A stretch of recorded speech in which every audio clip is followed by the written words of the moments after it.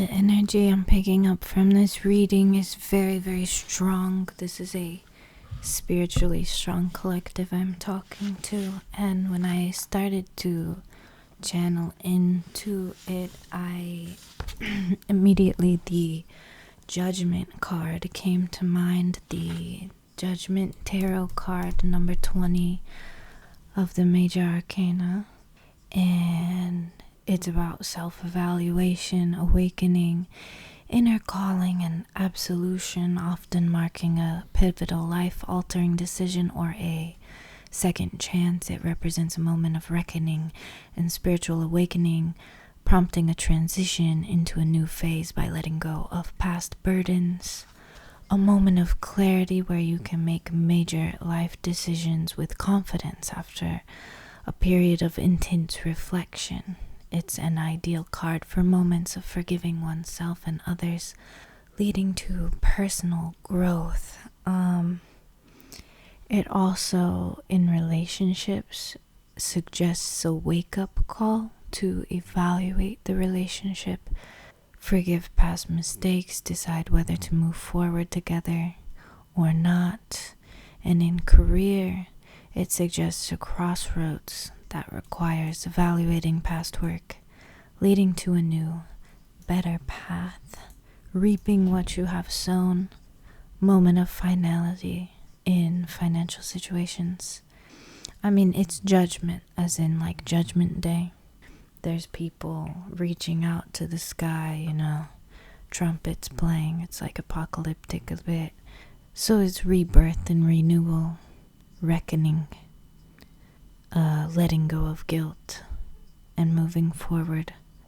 But it's also a spiritual summons to action. It's the number 20, and the 2 of which is balance, and the 0 is like infinite possibilities. Anyway, that card came to my mind's eye, and then I thought, you're ending a period which was very much needed, where you let yourself really get a bit lazy and enjoy yourself, but that was very important on a psychological level. And a lot of excessive people have left your life, and you're realizing how much inner peace was impossible when you open your heart to certain people.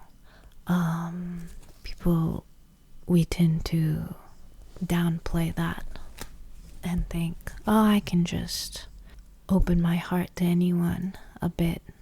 It's still a bit guarded, but actually, at least in your case, you were too open to some people, and you realize that, and it's from this altruistic place, but now you realize you can help people who are chaotic like that, who are in need, without opening that deep part inside you, that vulnerable part. Even not helping them can help them, if you catch my drift.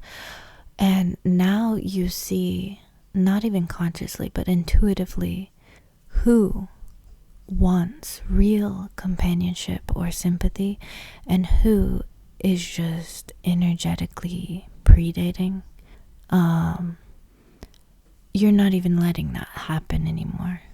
You used to be, taken in by a sob story and giving your, sympathies out without enough discernment, and then you'd go through this cycle of being like, I'm never doing that again. I'm in my villain era and whatnot. And now it's like the same mind games and power plays that would have infuriated you just months ago even seem beneath even consideration, and you see that your fears about being too passive or peaceful or altruistic, or being too much of a navel gazer, like you were thinking, if I get too tapped in to my spiritual side, then I'm just going to become one of those hypocritical people who is a pacifist in the negative sense of the word, like not enforcing justice when it's necessary. The whole mercy to the evil is is cruelty to the innocent sort of thing. You thought you were always afraid of going down that path, so you didn't like surrender to the spiritual side of things. But now you see that those fears were implanted by the evil people themselves in order to block like your third eye from opening more, so that you would have even better discernment about who deserves mercy and who deserves cruelty for lack of or who deserves justice, right? And if you already naturally have this strong feeling of justice, you're not gonna lose that. The people who are hypocrites after being spiritual and stuff, they never had that in the first place. It's not possible to become that way, you know? You're not a child. And this is something that you have realized very recently after just letting your hair down, as it were. Your efforts for inner peace are really starting to pay off. It may not seem that way, but there will be a crucial event soon to prove it to you, is what Spirit or God is telling me to tell you now. It can seem very trivial on the outside, this event, whatever it'll be for you, but at that moment you will become a true believer in yourself, in your ability to connect to the divine on a profound level with no fear or shame.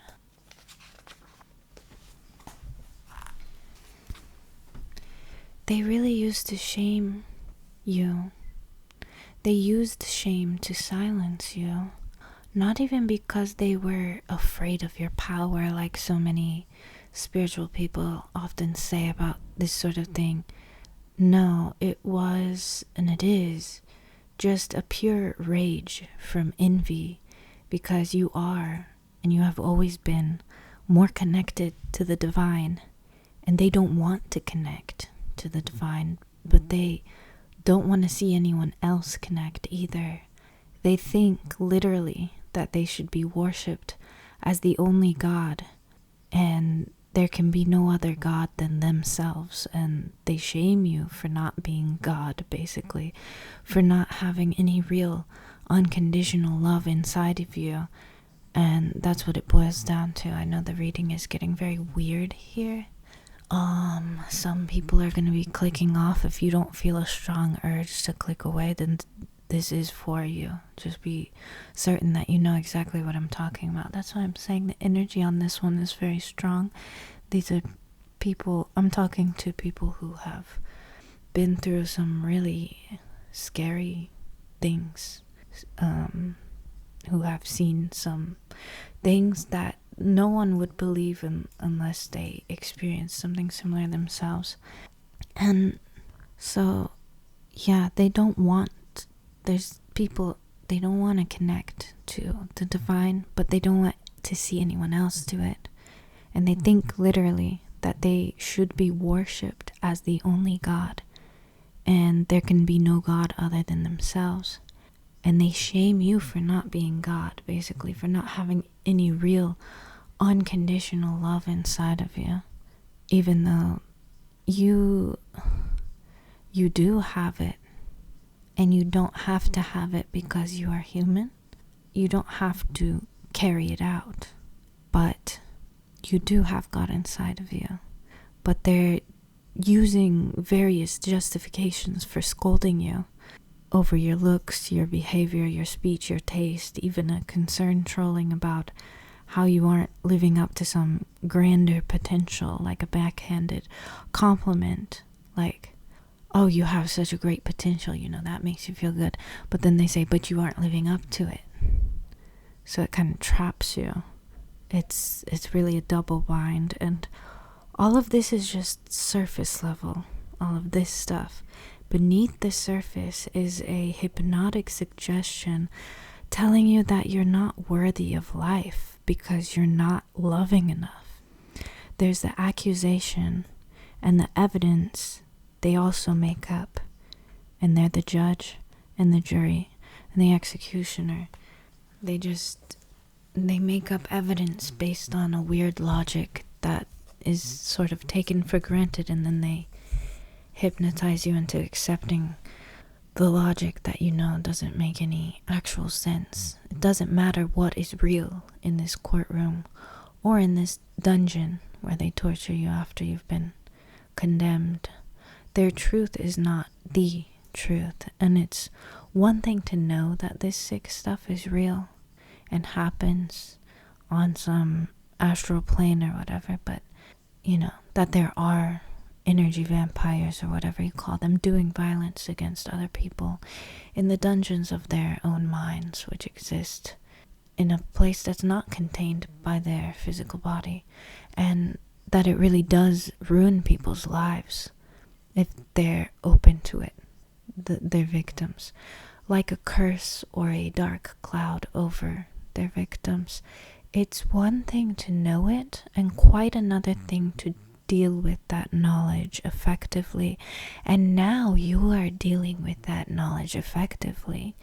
You're not afraid anymore. You're past being afraid of things like this.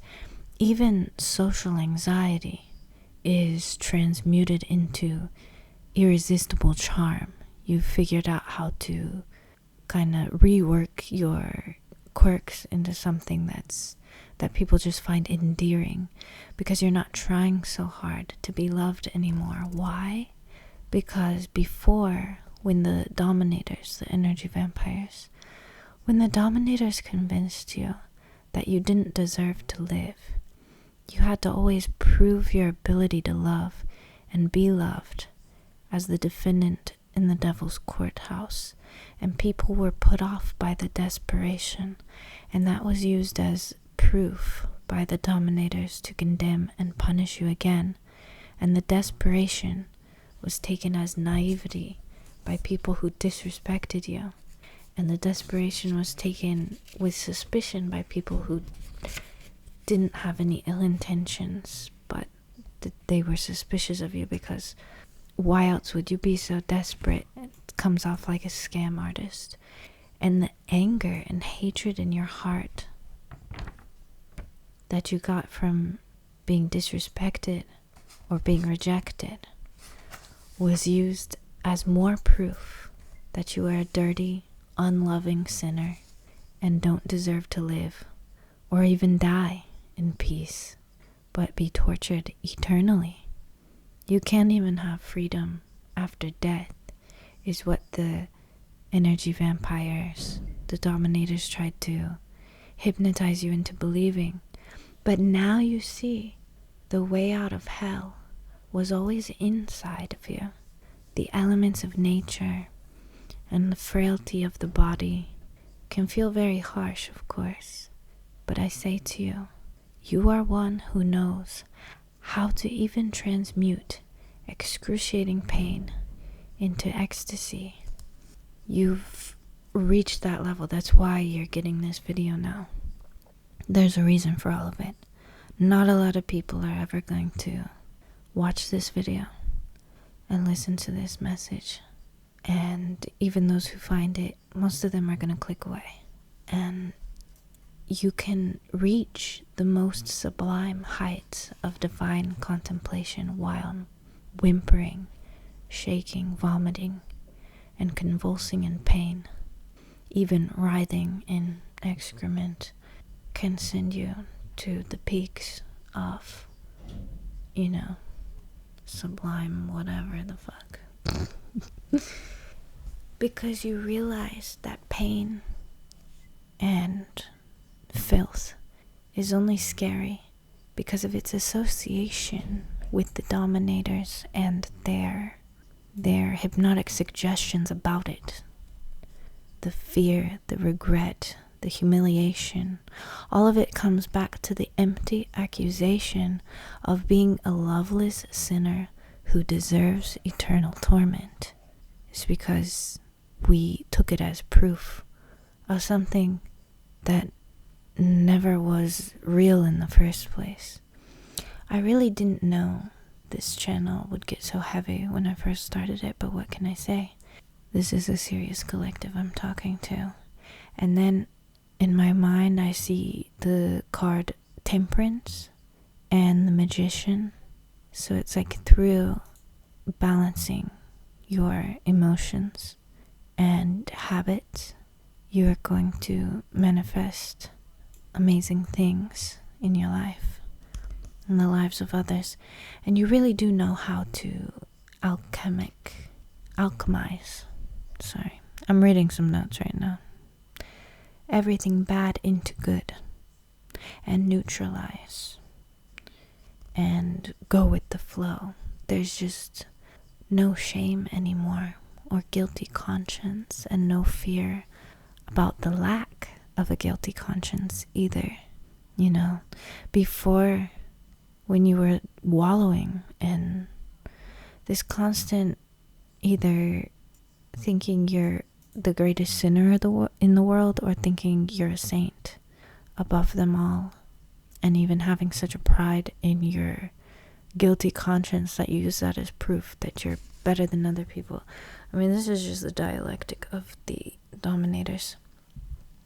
And I mean, the dominators truly do dominate society. That's why you see this theme in religious works, but it's imprinted as an example of how to be. Like, it's the paradigm of a holy man is to basically be a psychotic narcissist. I'm talking to a collective that spent a lot of time searching for answers about religion, spirituality, politics, conspiracy stuff, experimenting with things. It's not even like, you know, to say you're on the right path. You're already there. You're not even on the path to get there. You're actually at the destination, and you're touring the place and having a coffee and chatting about it. It's not about being on the path anymore. You're just there. And it seems like a vacation still. It hasn't quite registered yet that no, this is a point of no return. You cannot go back to hell again. Hell doesn't even want you. Hell cannot digest you anymore. It doesn't have the enzymes for it. There's almost a lack of trust in this still, because you almost escaped hell before and got sucked back into the labyrinth, and you got amnesia, forgot who you were or how you got there, all the way down to the point you don't even bother being sad about it. Not now, but back then. There's such a hopelessness. You've experienced a hopelessness that most people will never get to. That such a deep hopelessness that you think even God is going to mock your pathetic tears, so you can't even cry about it. Because what's the point? There's just no reason to it. And you think you'll go insane if you try to figure it out. Like, why? But you did figure it out. And you got out of there.